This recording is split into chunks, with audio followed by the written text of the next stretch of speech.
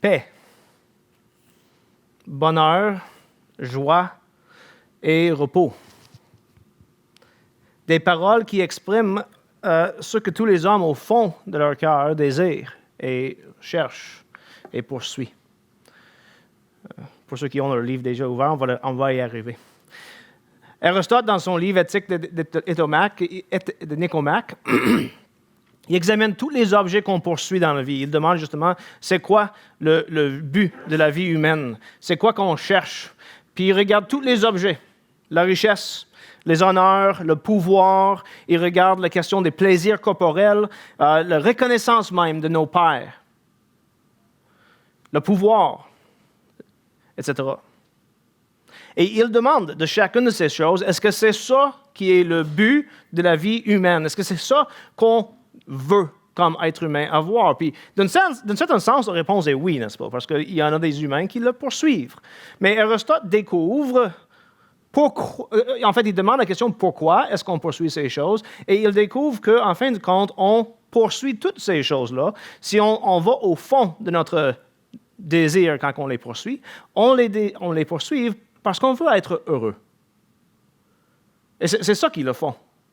Si on demande à chacun pourquoi tu poursuis des études, pourquoi est-ce que tu poursuis tel job, pourquoi est-ce que tu veux être marié, pourquoi est-ce que tu veux avoir de l'argent, puis tu vas donner peut-être une petite réponse. Ben, je suis des études pour avoir le job que je veux. Pourquoi tu poursuis tel job? Parce que ça va me donner de l'argent. Pourquoi tu veux de l'argent? Ben, parce que je veux avoir une belle maison, puis je veux être capable de vivre.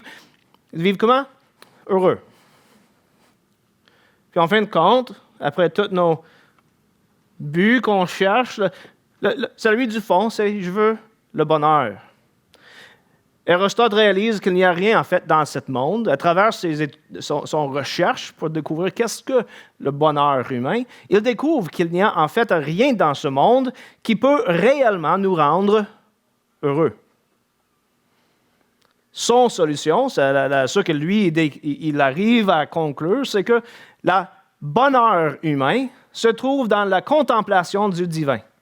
Ça, c'est ça que lui arrive à conclure dans son livre. Cette idée, l'idée que rien dans ce monde peut vraiment combler nos désirs les plus profonds, du moins pour longtemps, se voit répétée depuis Aristote et en fait même avant lui Platon, et se fait répéter à travers toute l'histoire de la pensée humaine. On le voit dans les Écritures, on le voit parmi les écrits des philosophes et théologiens chrétiens et même non chrétiens. Va lire des livres des psychologues, va lire des livres des conseillers chrétiens. Et ils diront toutes la même chose, que les choses de ce monde sont bonnes, mais que, quoi qu'ils peuvent combler nos désirs pour un moment, ils sont tous éphémères, ils passent. Et ils nous laissent avec un désir non comblé. Comme dirait B.B. King dans une de ses chansons bien connues, après la poursuite de toutes ces choses, ces bonheurs terrestres, the thrill is gone. En fin de compte, chacune de ces bonnes choses qui comblent nos désirs et nous rendent heureux pour un temps ne sont pas capables de nous rendre heureux pour toujours.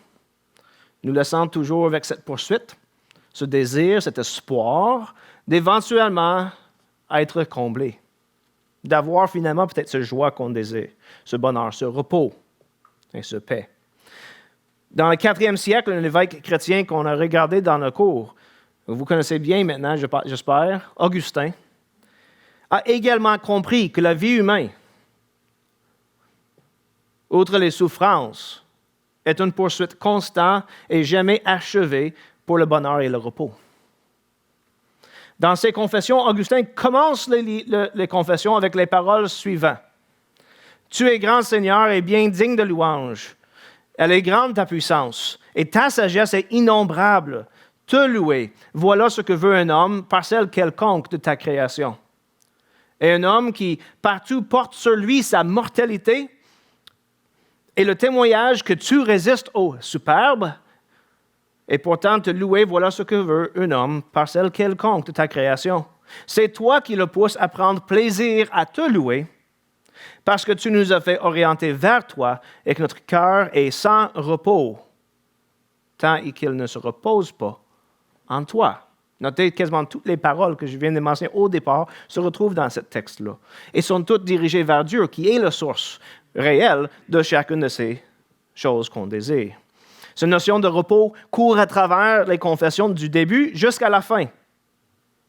Augustin est constamment à sa recherche, mais comme il nous donne témoignage, il ne le retrouve jamais parce qu'il ne le cherche pas en Dieu.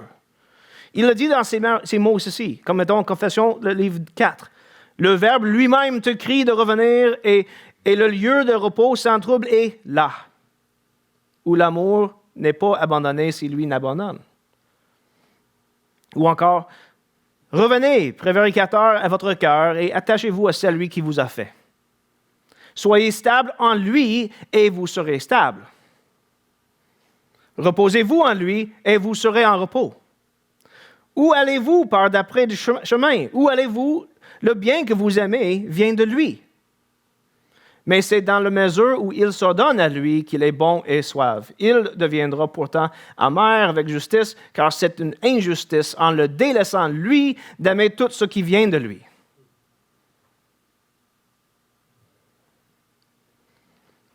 Et fin de livre 6. Ô tortueuse voix, malheur à l'âme téméraire, qui a pu espérer, en se retirant loin de toi, qu'elle posséderait quelque chose de mieux. Elle s'est tournée et retournée. Vous avez peut-être eu des soirées où ça ne voulait pas dormir. Écoutez ces paroles, là, c'est frappant. Elle s'est tournée et retournée sur le dos, sur le flanc, sur le ventre, et tout est dur. Toi seul est le repos. Te voici, tu es là. Tu délivres des misérables erreurs et tu vas nous rétablir dans ta voie. Et tu consoles et tu dis, courez, moi je vous porterai. Et moi je vous mènerai au but. Et là, moi je vous porterai. Dans le premier siècle, devenir chrétien était quelque chose de, mettons, dangereux. C'était pas quelque chose de facile. Moi, honnêtement, je trouve qu'aujourd'hui, on l'a facile. Tu deviens chrétien, puis outre le fait que tu perds tes dimanches matin, puis peut-être mercredi soir, il n'y a pas grand sacrifice à faire. Mais comme l'Épître aux Hébreux nous témoigne, et comme les Écritures du Nouveau Testament nous témoignent, devenir chrétien dans le premier siècle pourrait vouloir dire que tu perds ta famille, tes enfants, ton épouse, ton job, tout. Tout.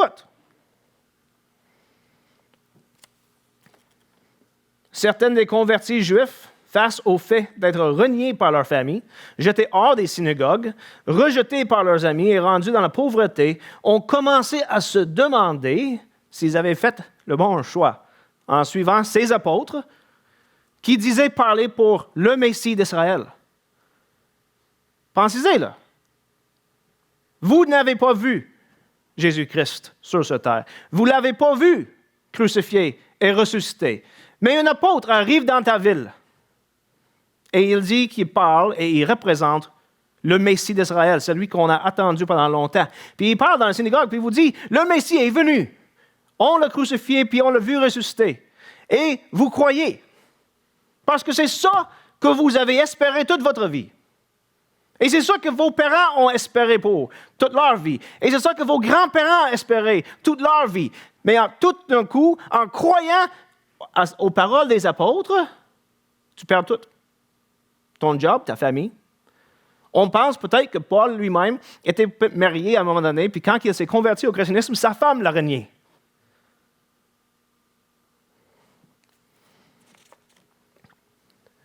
Et à chaque dimanche matin, ou à chaque samedi, tu te lèves, puis tu te promènes dans la ville, puis tu vois le synagogue. Puis tu vois tes anciens amis et ta famille qui rentrent au synagogue pour adorer le Dieu d'Israël, qui aurait envoyé le Messie. Mais tu n'es pas accepté. Tu ne peux pas rentrer. Tu es exclu. Les signes de ton ancienne espérance sont visibles, sont tangibles, tu les entends même. Peut-être que tu peux même les sentir. Mais qui est ce Jésus-Christ et il est rendu où? On ne le voit pas, on ne le sent pas, on ne le touche pas. On ne l'entend pas. On voit le synagogue, sent les odeurs, se rappelle des paroles de Moïse. On voit les fêtes, les pratiques, les manières de vivre. Et on compare tout ça à l'assemblée des chrétiens, puis les chrétiens, Nous avons une espérance non tangible de quelque chose qui n'est pas encore présent, qui s'en vient. Et je fais quoi avec ça? C'est ça que luttaient, c'est ça qu'ils faisaient les premiers chrétiens juifs. C'est avec ça qu'ils luttaient. Est-ce que j'ai bien fait de me convertir? Est-ce que j'ai fini par abandonner, en fait, le Dieu d'Israël en me convertissant à ce nouveau groupe de chrétiens? Ils avaient mis leur espoir en Jésus et d'un coup, leur vie est devenue impossible. Difficile, c'est comme quasiment pas assez fort comme terme. Peut-être qu'ils ont mis leur espérance dans de mauvaises personnes. C'est ça les doutes qui s'en viennent en tête maintenant. En Hébreux chapitre 6 et 10, Paul enseigne aux chrétiens quelque chose qu'ils vont devoir garder devant leurs yeux toute leur vie. Et ce n'est pas super tangible. Mais c'est quelque chose d'important qu'ils devraient s'en rappeler. Je le résume dans la phrase suivante. Christ et Christ seul est notre espoir vivant, notre repos, notre bonheur, car il est notre ancre à travers le voile. Christ et Christ seul est notre espoir vivant, notre repos et notre bonheur, car il est notre ancre à travers du voile. Nous, aujourd'hui, on vit peut-être moins de difficultés avec le fait de devenir chrétien, mais on vit dans un temps troublé pareil. On met notre espérance en quoi? Tu sais, on expérimente la joie, le bonheur, la paix, etc. Tu sais, on expérimente le repos des fois quand on réussit à avoir un bon sommeil. Le paix quand on est en vacances, la joie quand on joue avec nos enfants ou petits-enfants. Et tout ça ensemble, on réussit à peut-être mettre quelque chose ensemble pour avoir le bonheur. Mais on sait, si on est honnête avec nous-mêmes, que ça passe. Je parlais avec une amie dernièrement qui a perdu sa mère.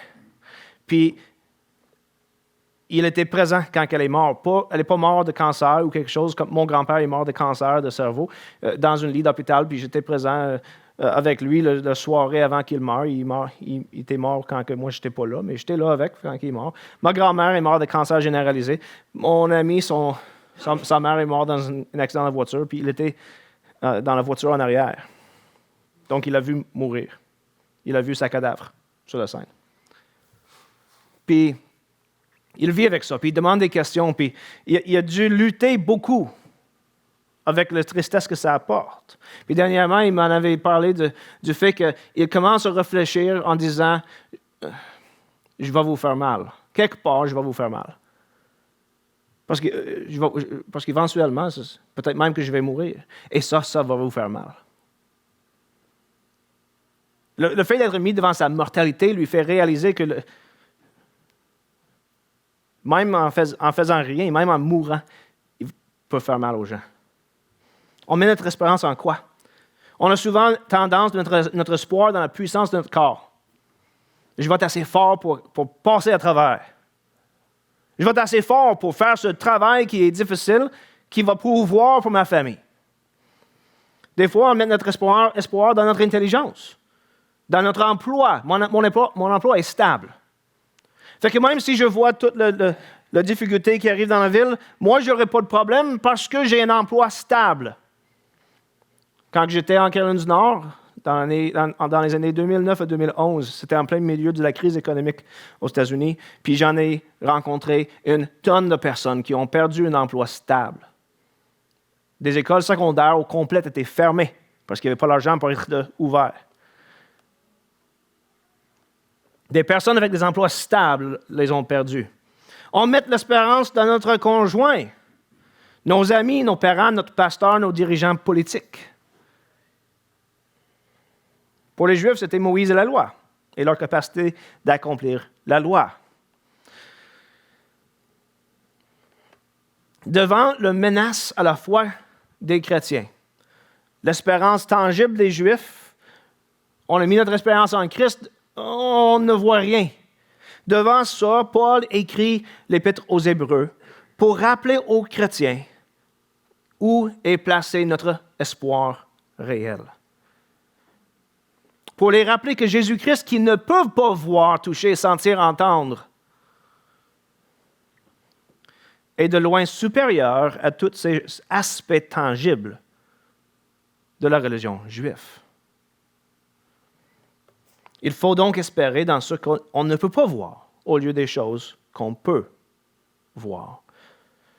En Hébreux chapitre 6, les versets 13 à 20, l'auteur de l'Épître nous donne l'exemple d'Abraham à suivre. Donc, verset 13, par exemple. Verset 12, excuse-moi. En sorte que vous ne soyez pas nonchalants, mais que vous imitiez ceux qui, par la foi et l'attente patiente, reçoivent l'héritage promis. Abraham a cru et il a attendu patiemment d'avoir l'espoir d'avoir ce que Dieu lui avait promis. Et il ne l'a jamais reçu. Vous avez vu ça?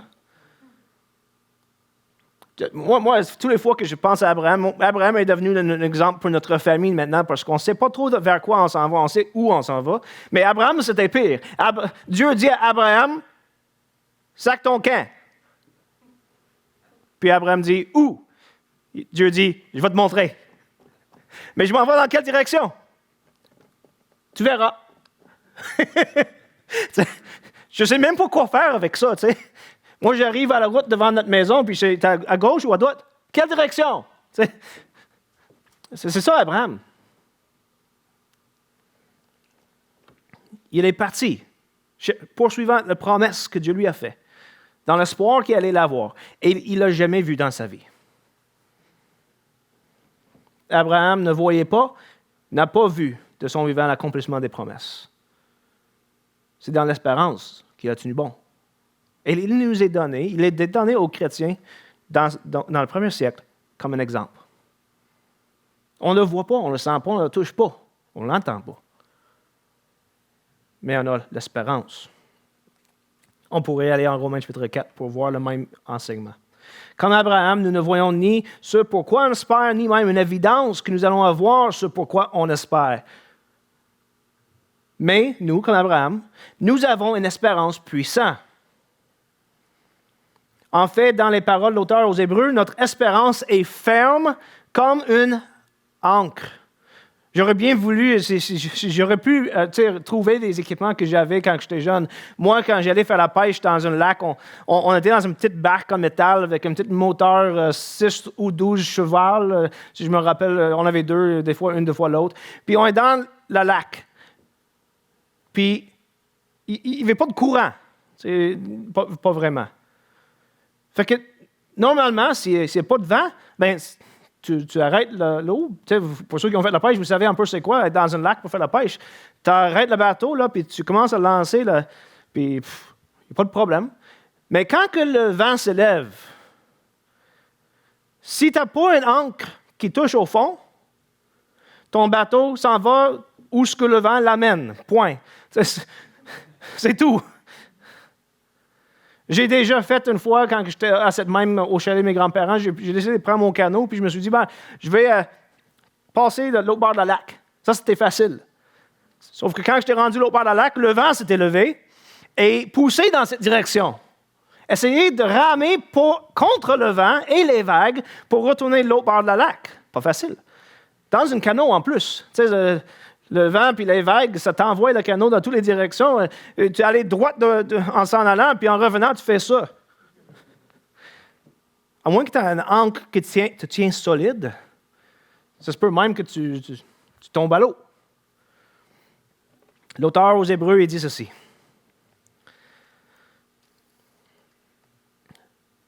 En verset 18, chapitre 6, afin que par deux actes immuables dans lesquels il est impossible que Dieu mente, nous ayons un puissant encouragement, nous dont le seul refuge a été de saisir l'espérance qui nous était proposée. Cette espérance, nous l'avons comme une ancre solide et ferme pour notre âme. Elle pénètre au-delà du voile, là où Jésus est entré pour nous comme un précurseur, devenu souverain sacrificateur pour l'éternité selon l'ordre de Melchizedek. Et je crois que l'image est puissante. F.F. Bruce explique ces versets dans les paroles suivantes. Il dit, « Nous sommes des réfugiés de ce monde présent qui est comme un navire coulant, qui va bientôt disparaître. Notre espérance est fixée sur l'ordre éternel, où les promesses de Dieu à son peuple sont perpétuellement accomplies. Notre espérance basée sur ces promesses est notre ancre spirituelle. » L'image de l'ancre n'est pas plus poussée. Le point est que nous sommes amarrés sur un objet immuable. Et cet objet immuable est le trône de Dieu lui-même. Et notre espérance est fixée là-bas, parce que Jésus est là, assis, comme nous avons déjà fait dire, à la main droite de la majesté en haut. Jésus-Christ est notre espérance vivante, comme les souverains sacrificateurs d'Israël. Il a pénétré au-delà du voile. Et il est resté là. Le voile est ouvert, lui est là. Nous, on n'est pas encore rendus là. Mais c'est comme si vous pouvez imaginer, là, nous, on est le bateau sur le top de l'eau. Les vagues, puis le vent, ça veut faire tomber. Ça veut faire couler le bateau. Mais notre ancre est attachée sur quelque chose qui ne bouge pas. Et donc, peu importe qu'est-ce que fait les vagues et le vent, on est correct. On tient solide. On est en Hébreux chapitre, juste pour être sûr, combien de temps encore? 10 minutes? 20 minutes? 10 minutes, parfait. Nous avons donc, puisqu'on a une ancre au travers du voile, on a une espérance certaine. En Hébreux chapitre 10, Paul revient à un thème semblable. Il utilise une image différente, mais il dit essentiellement la même chose. Hébreux chapitre 10, versets 19 à 21. « Ainsi donc, frères, nous avons l'assurance d'un libre accès au sanctuaire par le sang de Jésus-Christ. Accès que Jésus a inauguré pour nous comme un chemin nouveau et vivant au travers du voile. » Notez-le bien, les deux thèmes qui lient chapitre 6 avec le chapitre 10. On a cette assurance et à travers le voile. Jésus est parti à travers le voile. Mais notez, l'image est différente ici. C'est un chemin nouveau et vivant. Jésus-Christ, quand il est parti à travers le voile, quand il amène son propre sang comme sacrifice, il a ouvert le voile, il a ouvert un nouveau chemin à travers le voile. Puis là, on demande, c'est quoi ce nouveau lien? C'est quoi cette nouvelle image qu'on vient de trouver ici? Dans la même idée, au travers du voile, on a une assurance. C'est quoi cette image? Bien, peut-être que ça nous fait penser à Jean chapitre 14, 6. Jésus dit, « Je suis la voie, le chemin, la vérité et la vie. Nul ne vient au Père que par moi. » Mais ces versets, Jean chapitre 14, verset 6, donnés par Jésus-Christ pendant qu'il était vivant, font référence à d'autres versets dans l'Ancien Testament. Et dimanche passé, pendant que j'écoutais la prêche du Pâques, je pense que c'était ça, à un moment donné, on est tombé sur un verset. Mon garçon, il a pris ma Bible, puis il a commencé à feuilleter, puis il est tombé sur, je pense que c'était, il regardait un peu mes signets. Puis une de mes signets est en Exode chapitre 13, et je vous invite à tourner là. Quand j'ai vu qu'il avait ouvert Exode chapitre 13, où ce qui était ma première signée dans ma Bible, je me suis dit, là, c'est peut-être un temps intéressant pour lui montrer quelque chose. Donc, sans utiliser aucun mot, je lui ai dirigé à partir d'Exode chapitre 13 vers d'autres versets, en lui faisant remarquer quelques mots. Exode chapitre 13, verset 18. Israël vient de sortir d'Égypte. Et un peu comme Abraham, eux autres, ils n'ont aucune espèce d'idée où ils s'en vont.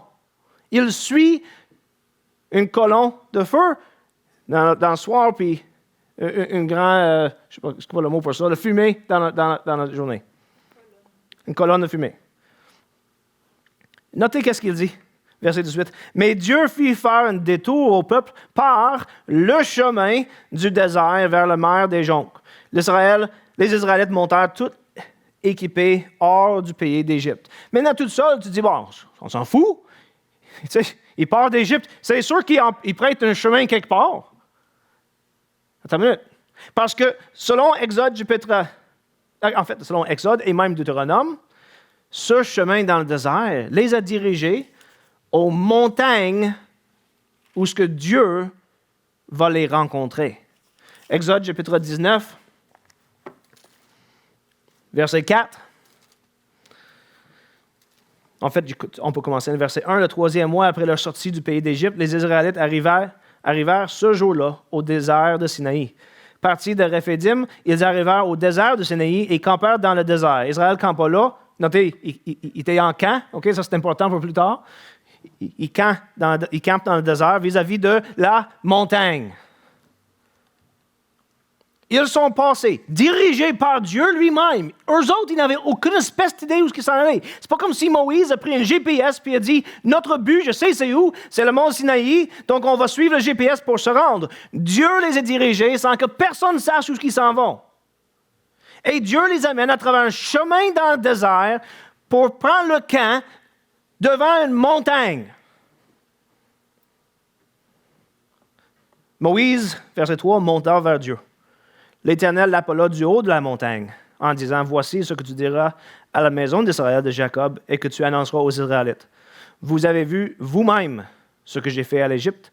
Je vous ai porté sur des ailes d'aigle et fait venir vers moi. » Dieu a conduit Israël à travers le chemin du désert à la montagne de Dieu, où ce qui allait donner les 10 commandements, où ce qu'Israël allait rencontrer leur Dieu.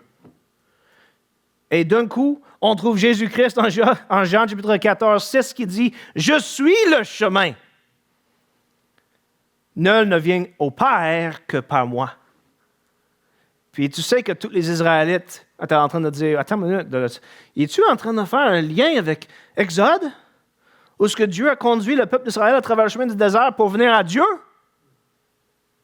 Ben, peut-être qu'on dirait « Peut-être. » Sauf que tout d'un coup, nous autres, on réalise que c'est exactement ça que Dieu était en train de faire. Il était en train de tirer ces liens, puis on les a vus en Hébreux chapitre 10.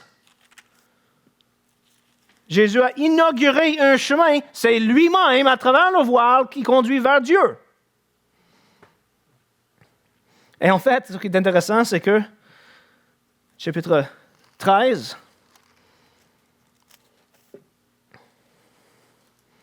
de Hébreux,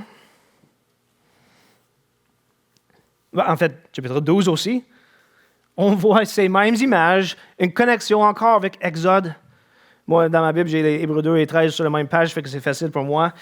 Chapitre 12, verset 18. « Vous ne vous êtes pas approchés, en effet, d'une montagne qu'on pouvait toucher et qui était embrassée par le feu, ni de l'obscurité, ni des ténèbres, ni de la tempête, ni de retentissement de la trompette, ni d'un clameur de parole, tel que ceux qui l'entendirent demandèrent qu'on ne leur adresse pas un mot de plus. » Il fait référence directement à Exode chapitre 19, quand le peuple d'Israël est là, puis Israël dit à Israël, Moïse dit à Israël, tu ne toucheras pas la montagne, si tu touches la montagne, vous allez mourir.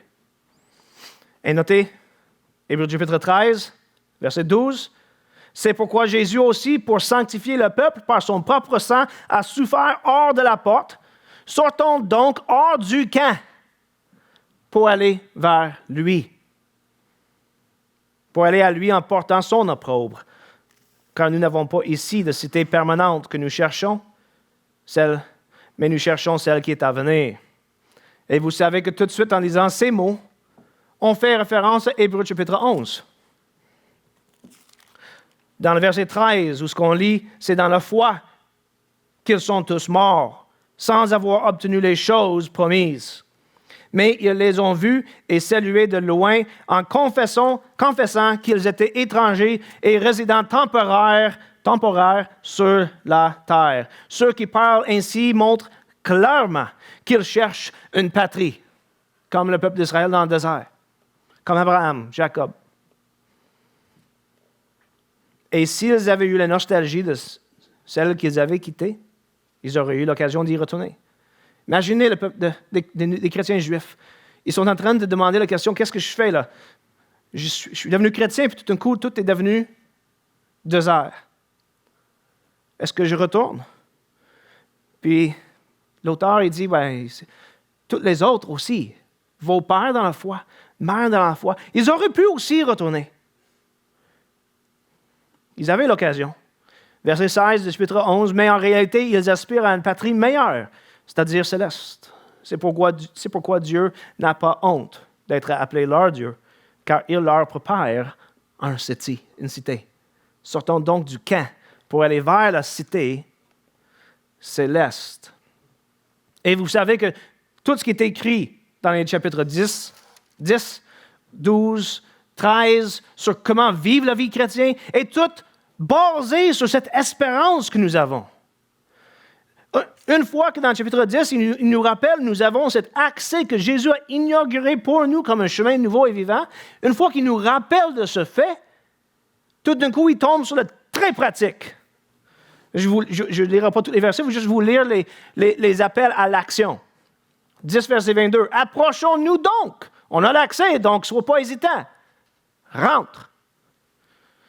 Confessons notre espérance sans fléchir, verset 23. Veillons les uns sur les autres, verset 24. N'abandonnons pas notre assemblée, verset 25. Exhortons-nous mutuellement, verset 25. Chapitre 12, verset 1. Rejetons tout fardeau et péché. Encore verset 1. Courons avec persévérance. Supportez la correction, verset 7. Redressez les mains abattues et les genoux paralysés, verset 12 du chapitre 12. Recherchez la paix avec toute la sanctification, verset 14 du chapitre 12. Et ça continue. Veillez, 15. Veillez, 16. Prenez garde, verset 25. Encore chapitre 12. Et ça continue. Si vous regardez tous les mots, chapitre 13, verset 1. Persévérez, chapitre 13, verset 2. N'oubliez pas l'hospitalité. Verset 3. Souvenez-vous. C'est tous des appels à l'action qui se basent tous sur un fait principal. Nous avons une espérance à travers la voile qui est comme une ancre, qui est Jésus-Christ, qui a ouvert ce chemin à travers le voile. C'est en lui notre espérance, notre paix, notre joie. Donc, peu importe ce qui nous arrive dans cette vie, qu'on vit des vies paisibles. Tu sais que ça va bien. Il ne nous manque rien. On a une belle vie, on a une belle maison, on a des petits-enfants qui ça va bien, puis on finit notre vie avec très peu de douleur parce qu'on a un très bon système de santé qui fait qu'on peut mourir sans souffrance. Tu sais, mettons que c'est ça notre vie. Peut-être que nos vies sont difficiles, misérables et pauvres. Peut-être que comme certains chrétiens, on vit nos vies en prison. Peut-être qu'on meurt pour notre foi. Peu importe. Peu importe c'est quoi notre vie ici sur terre, on sait que ce monde va passer. Mais que notre espérance n'est pas ici. On sait qu'il n'y a pas de commune mesure, comme disait Paul, entre les souffrances de ce monde et le monde et la gloire qui va être révélée en nous. On reconnaît comme Augustin que notre repos, notre paix, notre joie, notre bonheur se retrouvent en Jésus-Christ et en lui seul. Notre ancre éternelle et immuable à travers la voile.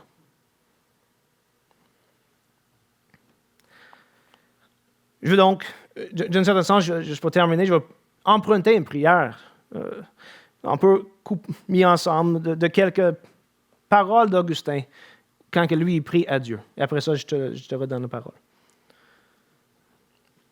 Ô tortueuse voix, malheur à l'âme téméraire qui a pu espérer, en se retirant loin de toi, qu'elle posséderait quelque chose de mieux.